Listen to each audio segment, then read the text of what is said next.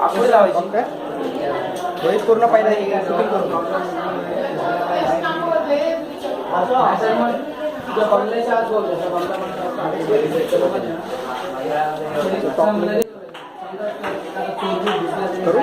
थांबा